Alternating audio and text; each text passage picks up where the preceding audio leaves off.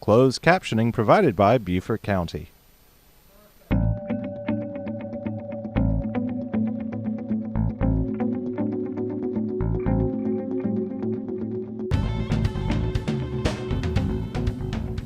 Welcome to LowCountry Law on Air. I'm Major Bob Bromage. I'm the Public Information Officer for the Beaufort County Sheriff's Office. With me in the studio is Sheriff P.J. Tanner and special guest Dr. Kelly Bouthillet. She has got extensive experience as a nurse practitioner and working in emergency rooms. And of course, tonight's topic again is going to be about COVID-19 and the response and recent activity, the new ordinances passed by Town of Hilton Head, Town of Bluffton, City of Beaufort, Town of Port Royal, and the County of Beaufort. And we're going to discuss those in length so our residents and guests know what those ordinances entail. So we'll start off with Sheriff Tanner talking about the Town of Hilton Head ordinance. Well, you know, Bobby, when we started off with the ordinance, or masking, face mask ordinance that was created by the town on Monday. We had a meeting on Monday Monday morning, and we went through the ordinance, and the ordinance takes effect. Actually took effect July 1.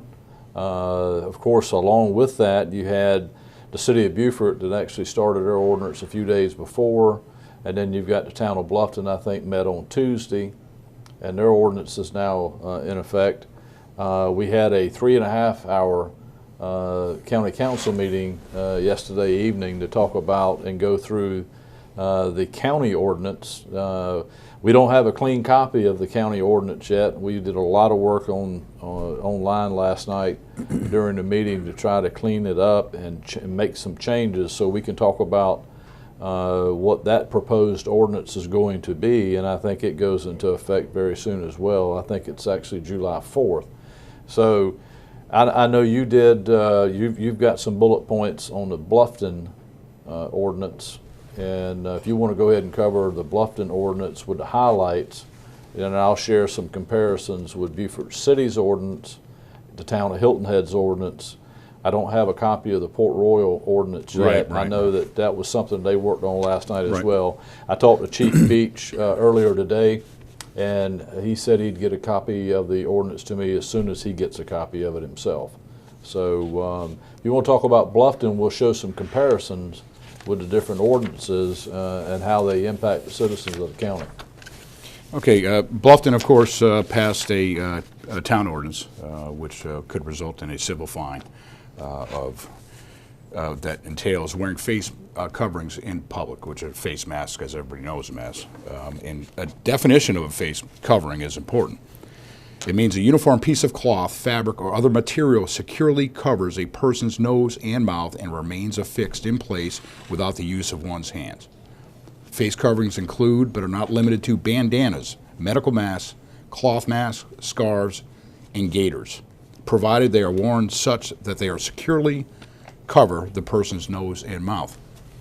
Now, Bluffton's ordinance requires face coverings for all persons entering any building open to the public in the town must wear covering while inside the building. All restaurants, retail establishments of every description, salons, grocery stores, and pharmacies in the limits of the town shall require their employees to wear a face covering at all times that the employees are in an area where the general public is allowed. This requirement also applies to all persons providing or utilizing over-the-road public or commercial transportation, including tours, and all businesses or employees while interacting with people in outdoor spaces, including but not limited to curbside pickup, delivery, and service calls. All such businesses must provide face coverings or materials for the making of such face coverings for their employees. Such coverings or materials may be made available staff-wide or individually upon employer request, so long as the result is organizational-wide use of face coverings. Nothing shall prevent an employee from fashioning his or her own cloth face mask. If a worker or customer refuses to wear a cloth face covering for other than medical reasons, a business may decline entry or service to that individual. So a person who fails to comply with those two sections, whether going into a business and being a citizen and going into a public place, or an employee of one of the named businesses, is guilty of a civil infraction and is punishable by the non-criminal fine of not more than $50. Now, repeat offenses to the business could result in sanctions leading up to being declared a nuisance and possibly having your business license revoked. And that's based on Bluffton Town Code. That is town code. That's Town of Bluffton Code, Sheriff. Yeah, the city of Beaufort's very, very similar in nature. It applies to all public or buildings open to the public. Employees of those businesses must wear a face mask. There's a civil infraction in the city of Beaufort with a civil summons of $50.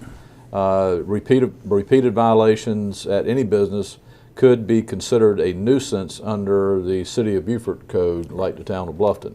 Exemptions, a person unable to safely wear a face covering due to age or health condition, traveling in a personal vehicle alone, being in proximity of household members, that's exempted from the ordinance, and actively drinking or eating would apply to like restaurants and bars and so forth. But the city ordinance, and I'm sure that well as the Town of Bluffton, they still strongly encourage social distancing and following the governor's executive order to make sure that people do social distance.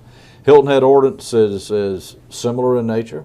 There is one big difference in the Hilton Head ordinance, but the Hilton Head ordinance reads commercial business establishment. So anyone entering a commercial business establishment in a closed building in an indoor environment, is how it's worded, must wear a face mask. Employees of those commercial business establishments must wear a face mask unless they're not engaged with the public, but if they're engaged with the public, they do. Repeat violations with town code, with Hilton Head, the business could be declared a nuisance, and they would go and do what they needed to do administratively against the business license. There is exemptions to the Hilton Head ordinance, and those are unable to safely wear a face covering due to age or health condition, consuming food or drinking, and receiving medical care or treatment. And the penalty on Hilton Head for the violation of this ordinance, face covering ordinance, is a $500 fine or a 30-day jail sentence.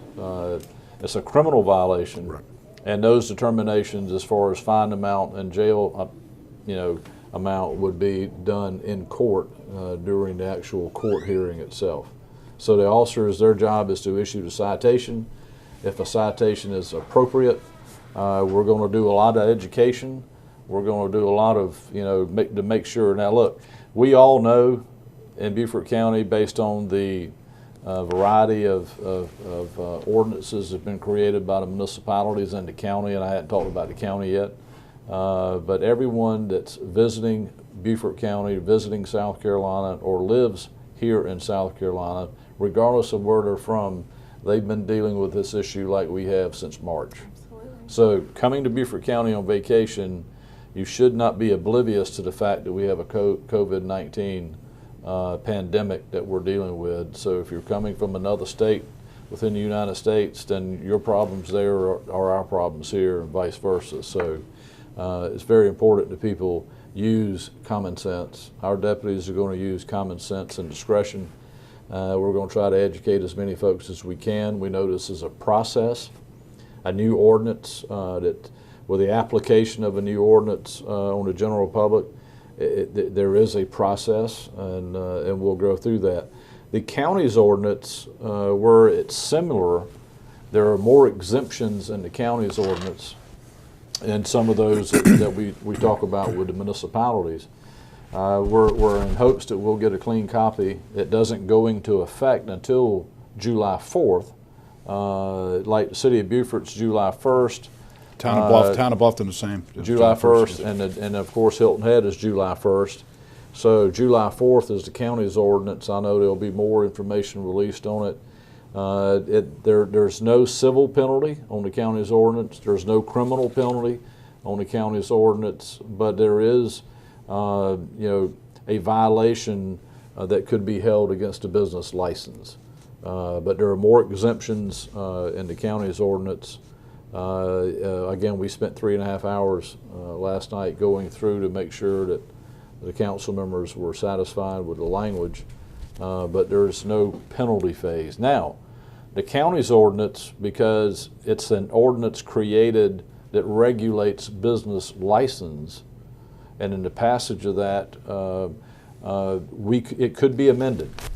So if we find that the county's ordinance is not doing enough to help curb the spread of COVID-19, then the county council could have another special meeting and they could make an amendment to the ordinance where they could actually apply criminal sanctions or civil sanctions to the ordinance for violations to put a little more teeth in the ordinance if that's needed. So we don't know, but it's something we're just going to have to we have to see how they work collectively, how they work in the county. Well, I think that may have a lot to do with population density too. Where we're noticing the most cases are, Hilton Head Island, town of Bluffton, because there's a population density in those areas where the county of Beaufort is a little bit more spread out. A little more spread out. May not see the spike that these towns are seeing. Now, we do know about the town of Port Royal that theirs went into effect, their mask ordinance went into effect at 8 a.m. this morning, and that it again carries a civil penalty of $50, and it's going to be similar in anybody entering a public building, restaurants, so on and so forth, wearing masks. So again, that's not out yet as far as a hard copy of it, but that's what we're gathering, that it is. It was put into effect this morning, and apparently the town council met on it last night. So, over the past week, and when we started with the town on Monday, and of course the town and everyone's been meeting about this mask ordinance, and of course you're going to find. I'm kind of 50-50 about the mask myself, because I see too many people during my travels. Let me first point out before I say that, it is very, very important for us to recognize that people need to go to the grocery store. People need to go to the pharmacy. Mm-hmm. There are times you need to go to Home Depot and Walmart because you got a repair at your home, you got a leaky pipe, you got other things that you need to deal with. So residents are going to need to go certain places. But there are other things that we also recognize, that the need to go to a restaurant, the need to go to a movie, or the need to go play golf, or the need to go do whatever. That's kind of a personal choice thing. And that's one of the things that we discussed at the council meetings, the one I was involved in. So there's some personal choice, but there's some absolutes. And the absolutes is we want people, especially in our more mature communities of Beaufort County, to feel like when they go to the grocery store and go to the pharmacy and do things that they need to do, go to a doctor's appointment or what have you, they need to feel comfortable. So the wearing of the mask and the gloves and all the PPE gear that's out there for personal protection is great. But Kettle, we asked you to come here today because where I know it's important that masks be worn in certain environments, and I know that it's not only is it going to protect you, but really it's going to protect everyone else that's in there if you sneeze or cough or spit when you speak or whatever the case may be. But at the same time, in my travels, and I can tell story after story after story about folks that are wearing masks and wearing gloves, and honestly, it's worse that they're doing it because of how they're treating the mask and how they're treating the gloves. I saw a lady in a restaurant here about 3 or 4 weeks ago, and she had a mask on, had gloves on. She came in through the door, she sat at the table, her and her husband. She went through the menu, the food was served. She took her gloves off like she had just left a ballroom dance, and she took her mask off and she folded it up and put it in her purse. Mm-hmm. And I'm sitting there going that all my years going to crime scenes and all the stuff you don't want on you that you have on gloves, and we're trained how to take gloves off, how to put them on, a mask and all the PPE gear. But I just looked at it and go like, everything on your hands, everything in your purse, everything that you're touching now is contaminated. Mm-hmm.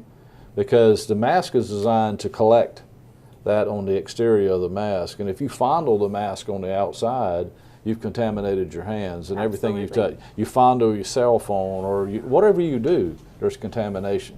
So we're going to lean on you now Right. to educate us, Bob and I, because we need educating, but educate us and the general public on the appropriate face mask, how to put them on, how to take them off, how to get rid of them, when should you get rid of them, and if you could cover gloves too, if you Yeah, don't mind. I wish I had actually brought some gloves, but that's a perfect segue for what I'm here to talk about, first of all. And thank you for inviting me here. I'm really glad to have this opportunity to talk to everyone in Beaufort County and beyond, hopefully. And they probably wouldn't listen to the sheriff and I. So Probably would. we're leaning on you heavy right now. Well, There's no question. I'm very happy to be here and to discuss these things. And one thing I would like to add, I know on Hilton Head Island's town page, we actually developed a FAQ on wearing the masks and things about why they're important, how to take them off,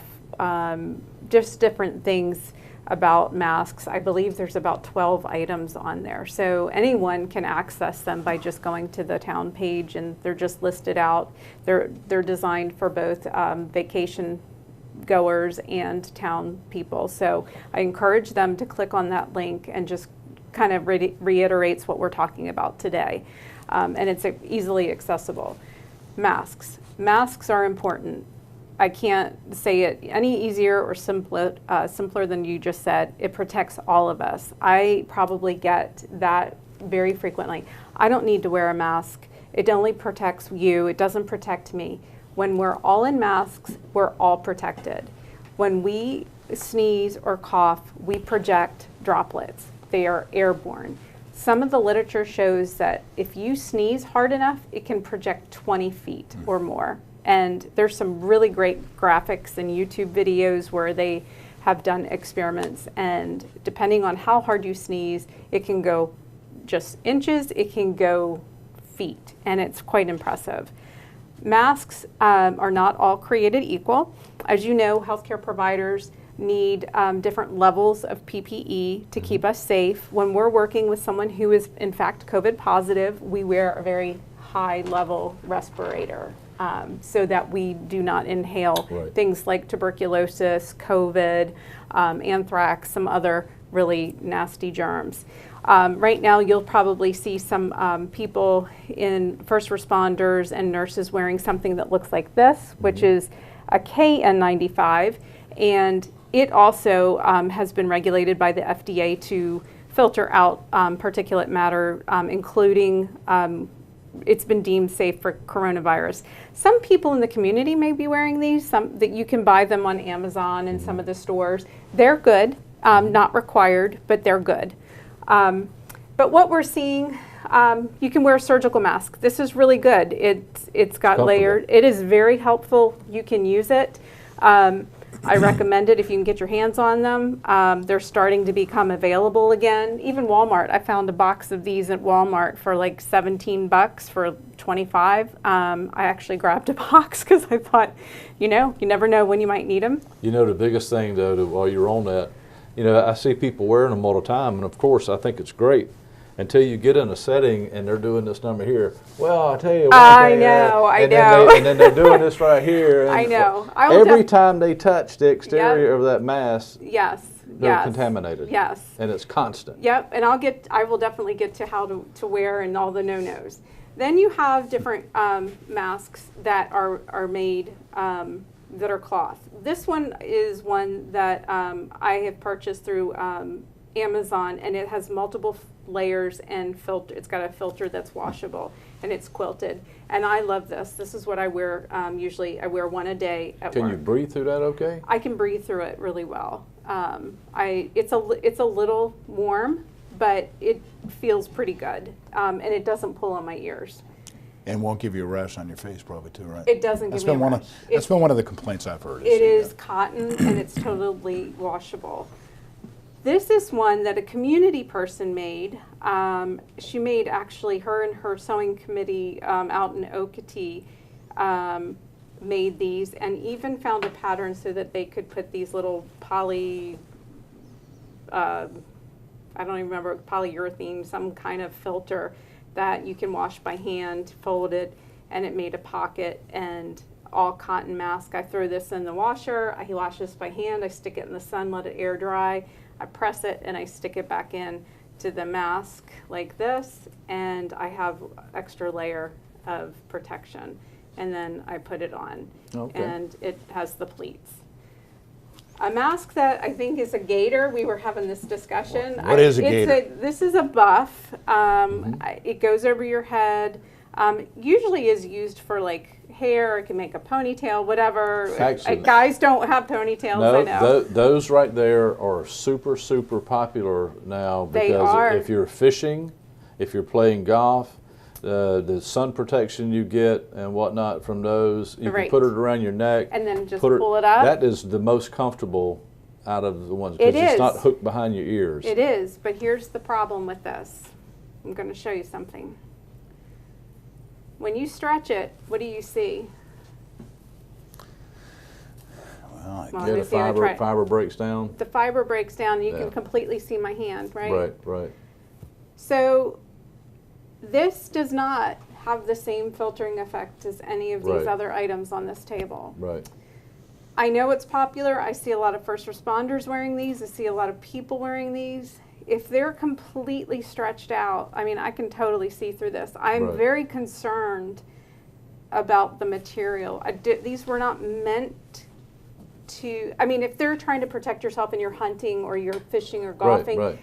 it's great for keeping gnats or For something. camouflage, Or yeah. camouflage, but Yeah. they're not designed to filter out a highly contagious yeah. disease. Well, Doc, let me ask you, is it better than nothing?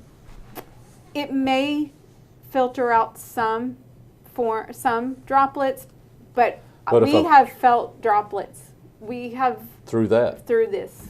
Really? Yes. Okay. You can feel breath, Right, which okay. means if I can feel your breath, there are droplets. Makes sense, okay. So let's talk about how to put a mask on, okay? If you have a clean mask, you can just, it's okay to touch it. If your mask has been used and you're putting it It's on okay and to off, touch it if your hands are clean you always sanitize your hands. before. You slip it on one ear loop on, and then you slip it on the other ear. And you can adjust it, and then you place it like that. Was it also, because I saw this the other night, is it also stylish to wear it Maybe like we that? have the new coronavirus style. Is that a new style? No, but it looks good. People doesn't- do okay. that if they're going to flip it right back on. Right, okay. Is that okay? I guess it is if you're going As long as you're not handling it As long outside. as So you're if not you handling it. if you unloop it and to kind of hang there, it's probably better than taking it all the way off. It is. Okay. If you're just going to put it right back on. And when I'm ready to take it off, I'm going to flip it down. I'm going to take it off like this, and then put it down, and then I'm going to re-hand sanitize. And we're seeing a lot of activity on social media about you got the one side over here. This doesn't protect you against COVID-19, but some protection is better than none, and I think that's the point to drive home. It is. This mask will offer you some protection. That mask will offer you some. Even the gaiter will offer you some, maybe not a lot, but better than nothing. Right. So those arguing that masks are worthless and everything else, it's protecting you and it's protecting somebody else as well. Well, the other thing that came up quite often too is, different people's comments about their cardiologist told them that wearing the mask is actually bad for you or worse for you than not wearing it. So what do you think? I don't. In that context, I can't really comment when not knowing the conversation. If you're in public and you're going to the grocery store, I'll use that, or Walmart, because those are the two places I've been most recently. Mm-hmm. And the number of people not wearing masks is alarming. I don't know where these people have been. Mm-hmm. I don't know their history. I need to wear a mask, and they should be wearing a mask. The amount of people that are sniffling and coughing and touching things is unknown. Coronavirus can live on some surfaces for some time, and if I'm touching and inadvertently, I know of someone just recently that has a job at Kroger and has possibly picked it up, or a job somewhere, and has recently could have picked it up and touched something. then that is a problem. You know, there's too many unknowns about this virus, and we need to make sure that I'm not advocating gloves. What I'm advocating is strict hand washing. Doffing and donning or taking off and putting on the mask correctly and washing your hands before and after. I'm advocating social distancing. I'm advocating using common sense, avoiding high crowds. I'm advocating all of those measures together. Let me ask one. The hand sanitizer, I know it's got it needs to have at least 70% 60 alcohol. or 70% of the alcohol-based component. Is using that on a repetitive basis time after time after time all day long, is that bad for you? That's in context too. We have as a society used antimicrobial products and over time, and there's some evidence that maybe we've kind of overdone them. At this point in time with coronavirus, no, you may use it, but at some point in time during the day, you need to get to a sink and use regular soap and water. Perfect. But if you don't have access to a sink, like you're out and about, hand sanitizer is absolutely necessary. The answer to your glove question, I have gloves on. The proper way to take them off, stick your finger in the first, flip it, pull it off inside out, and then take your other and put the dirty glove in your hand. So now I've got a dirty glove, and then do it again and throw them in the trash. Yep. You do not need gloves out in public. It offers a very bad sense of security. I'm touching this, I'm touching that, I'm touching I gotta rearrange my mask, I'm touching this, I'm touching my seat belt and stuff. Oh yeah. That's a great point. And limit your exposure. If you see a crowd, you're uncomfortable, don't go in. Absolutely. You have that choice to walk away, and we'd recommend that if you're uncomfortable. So we really appreciate you watching LowCountry Law on Air. We really appreciate Dr. Kelly Bouthillet coming in tonight and sharing her wisdom. And we look forward to seeing you next time. If you have a question or comment, please contact LowCountry Law on Air at lowcountrylaw@bcgov.net.